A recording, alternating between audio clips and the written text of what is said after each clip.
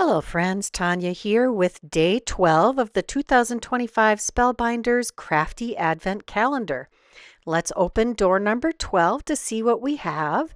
Oh, I like that pretty background. That kind of looks like the flower from day, what was it, 4? All right, our selection today looks like a telephone, and I bet it's a die. Looks like there's just a few dies in this set, actually 3 dies. This one should be super easy to put together. I've die cut these from some aqua colored cardstock, and we're going to double up the layer of the rotary dialing mechanism. I bet most of you remember using these. I remember the feel and the sound of the rotary phone quite well. I never had a pretty teal one. I think we had like an avocado green one. Next, I'm going to take the layers, the detail layers for the phone, and we'll adhere those together. Just lining up the top edge, well, actually all of the outer edges of this detail to the backer. Once I have that all nicely adhered, I will take the cord that connects the handset to the body of the phone, and you can see that it quite easily fits right behind the earpiece and the base of the phone. No guesswork there. We'll add a little bit of glue to the middle circle inside of that circle and adhere that to the phone, and that just raises, since I doubled it up, it just raises that a little bit. You could do a contrasting color. Next, we're going to pull in the thank you bouquet 3D and cut. That's what that's called. So there's a die for each of these images that fits right inside the embossing folder. And you just pop those in over the image that you're going to emboss and die cut. Super slick. So I put all of these dies inside the embossing folder, and then I chose to use some watercolor cardstock and ran that through so it cuts and embosses at the same time. And look at that, stunning embossing.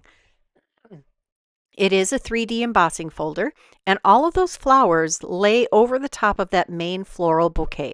We also get the sentiments, thank you. We also have the layered thank you bouquet stencils that coordinate with this large floral bouquet. I'm pulling in another color cube color combination. There we go. So I chose the colors for this bouquet from that color combo. I'm using a bunch of Altenew Fresh Dye inks here, and this one is what the heck name? Dusty Pink. And then I have Vanilla Cream and Sea Glass here that I'm adding some details for. I use probably 9 or 10 different ink colors for this because I wanted to do a little bit of shading. So I used a slightly darker pink and a slightly darker aqua to add a little bit of dimension. I am using Altenew inks here, but you could absolutely use whatever brand you want. You could use pigment inks, you could use hybrid inks, you can use dye-based inks. All of them are going to work in this situation, and you can absolutely mix your brands and your different styles of inks. We're going to move on to the second layer. I'm using my Altenew sticky mat here. You could use whatever sticky mat situation you want or just tape. But with this setup, I put down my die cut that has the embossing on it, and the template or the stencil adheres to it sticks to the sticky mat and holds everything in place. Super slick. You could do your stenciling before you do your die cutting too, but this is so easy. I've had this embossing folder with this coordination of the thank you bouquet. I've had this for a couple months, and it's just been sitting there waiting for me to have the perfect project to use this with. And this is what I decided. This is the vision that popped into my head. I know that in the past, Spellbinders has had some large die of the months where it was a typewriter with a big bouquet. I feel like there was, a camera. They did that too. And that's where this inspiration came from. an ordinary item, household item, that had a bouquet growing up behind it. And that's where this particular card design came from. One of the benefits of using a layering stencil is that it allows you to do each petal individually so that there isn't an overlap, and it creates this beautiful defined area and allows you to do so much more with the depth and dimension of your coloring. You can do a combination of colors between the different leaves, like half of the leaves in the multi-leaf branch here could be one color green and the other half could be another color green. You could even change the coloring of the individual petals a little bit with your color choices with the stenciling. It just creates such a beautiful, crisp image when you're finished. Now, I chose watercolor cardstock because it's heavier than the heavyweight cardstock, and it just gives us such a more pronounced 3D embossed image. And the way it plays with ink on its surface is a little different too, and it gives you a different style of image. There's a little more granulation, there's a little more texture, a little more color variation when you use watercolor cardstock. Now, for projects like this, where I'm using it mainly, watercolor paper, when I'm using it mainly for the extra dimension it achieves, I am using an extremely cheap watercolor cardstock that I buy off of Amazon in a very bulk package. Canson XL is a little bit higher quality, and then of course there's Arches, which is the highest quality. Sometimes I'll use Canson XL, but since I've discovered the very inexpensive watercolor cardstock on Amazon, I use that most of the time for my ink blending, my texture stuff like this, and for the letter pressing. It works pretty well for that too. Although I do notice that there is a little bit of ink bleed sometimes when I use this really inexpensive cardstock, watercolor cardstock, but it really looks lovely on this one. So these are the two pink colors that I used for the flower. We've got the dusty pink and blush rose. And because it takes so long to ink blend this dye-based ink on a large area, direct to paper seems to be much faster and much easier, especially if your ink pads are nice and juicy. My ink pads from the Altenew stuff are all brand new, so they're very juicy. And I did purchase the ink refills at the same time.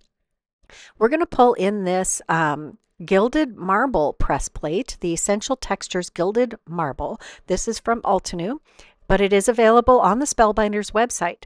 I love these Essential Textures gilding, I use them for gilding a lot, but these Essential Textures better press plates.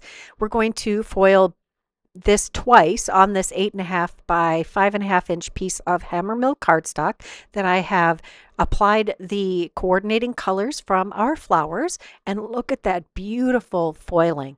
Oh, I'm always so impressed with how well the better press plates foil compared to the foiling plates. I really love foiling plates too. I'm not going to get rid of those, but they do work fantastic. We'll run that through a second time. I'm using polished brass foil here, and we've got this gorgeous, rich, marbled look on our cardstock. I'm just knocking off a little bit of the overfoiling in some of the areas. And now we're going to kind of plot what part of this cardstock I'm going to use for our card front. I'm pulling out the 5x7 Matting Basics Set B. And because this style would look better with a wider white frame, I am choosing the second from largest die in that set. I add some extra cardstock behind this piece, as always, before I adhere it to our 5x7 heavyweight white cardstock base. Just going to center this. I like that nice wide frame with this particular look. Now I'm going to test out the placement of our floral bouquet, and it feels just a little too busy. So I'm going to take a 1.5 inch strip of vellum. I'm going to add some glue directly to the vellum where it's going to be hidden behind that bouquet. We'll center that right down the center. I could have taken a piece of cardstock, either colored or white, and done some embossing and run that behind also, or lots of other ways you can help divide up that background a little bit because it is a very strong background. I think that vellum did a nice job there. And we will adhere the floral bouquet with a little bit of extra cardstock behind that. Same with the phone.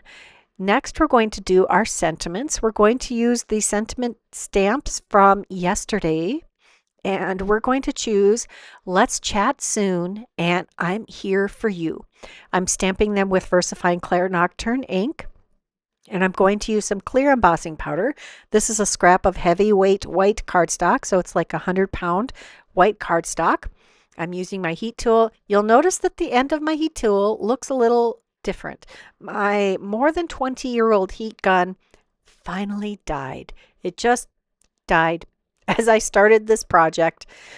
Or no, it was as I started yesterday's project. Anyway, I happened to have a backup because I had a craft room in another location. And now it's all back home. I use the Precision Layering A2 Set A set, or no, this is Set B. And I used the smallest die to die cut these sentiments out.